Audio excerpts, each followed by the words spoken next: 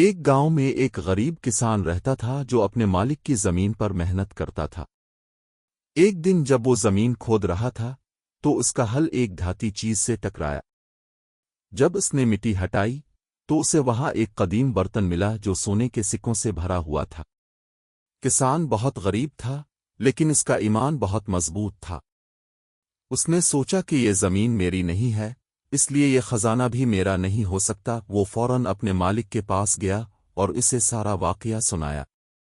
مالک بہت حیران ہوا اور اس نے کسان کی دیانتداری آزمانے کے لیے کہا، یہ تمہاری قسمت ہے، تم اسے رکھ لو۔ لیکن کسان نے انکار کر دیا اور کہا، میں صرف اپنی محنت کی کمائی کھانا چاہتا ہوں، کسی کا حق نہیں لینا چاہتا۔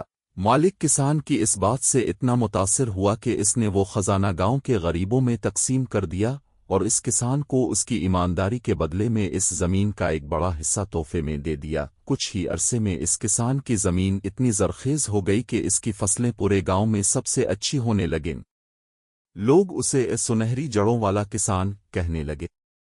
یہ کہانی ہمیں سکھاتی ہے کہ ایمانداری کا صلہ کبھی ضائع نہیں جاتا، اور جو انسان اللہ کے ڈر سے حرام چھوڑ دیتا ہے، اللہ اسے حلال طریقے سے اس سے کہیں زیادہ نواز دیتا۔